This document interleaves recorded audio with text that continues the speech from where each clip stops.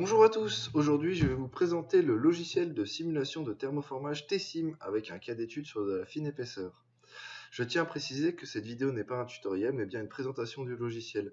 Si vous souhaitez en savoir plus sur le cas d'étude présenté, il existe une vidéo tutoriel que je vous invite à regarder.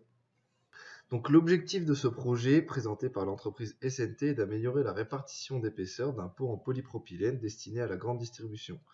Nous allons présenter un des cas possibles d'optimisation qui est de modifier la forme du poinçon. Donc, pour mon calcul, je fais intervenir trois outils différents, à savoir le moule, que vous voyez à gauche, le serre-flanc, que vous voyez au centre, et mes poinçons, que vous voyez à droite. Alors, pour commencer, j'ai dû créer une plaque qui fait 420 mm de long par 330 mm de large. Donc cette plaque que j'ai maillée, j'ai dû ensuite la remailler avec le remailleur automatique de T-Sim, de manière à avoir plus de précision dans les zones importantes pour l'analyse des résultats. Ensuite, j'ai pu créer mon processus en faisant intervenir mon maillage et mes différents outils.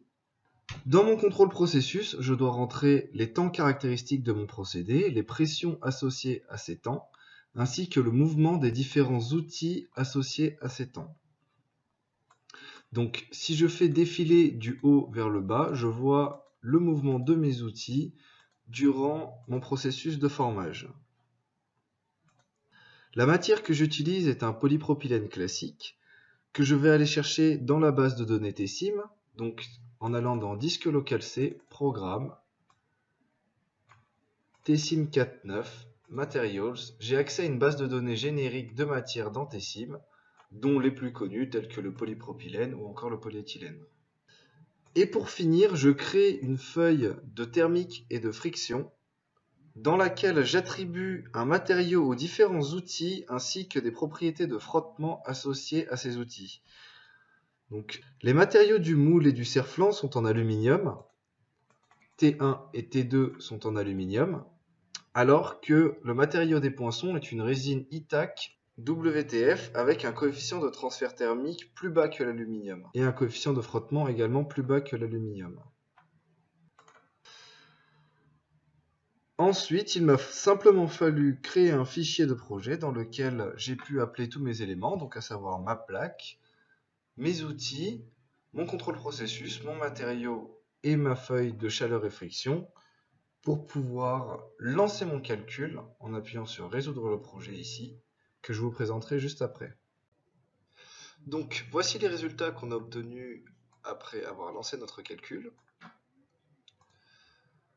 Si je réalise une coupe au centre de la plaque pour analyser les résultats d'épaisseur, je me rends compte que j'ai un surplus d'épaisseur au centre du pot.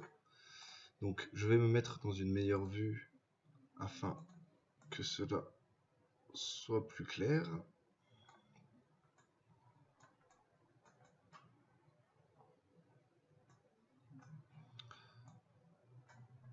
Donc ici, on voit bien qu'au centre du pot, j'ai une surépaisseur, alors que j'ai de faibles épaisseurs sur le bas du pot.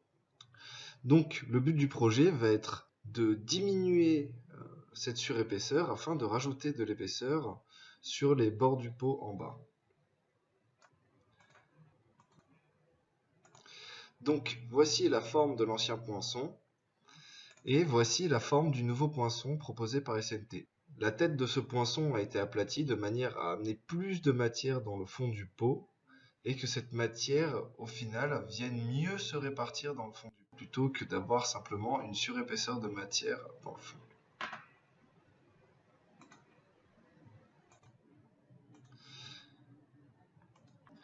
Et voici les résultats que l'on obtient avec le deuxième poinçon.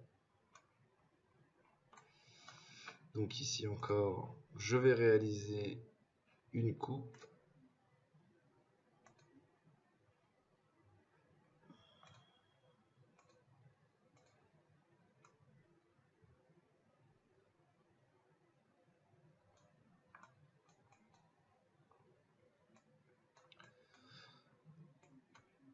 Et on se rend bien compte que l'on a diminué le maximum d'épaisseur sur le fond du pot pour venir rajouter de l'épaisseur sur les bords. Donc l'objectif du projet a bel et bien été atteint.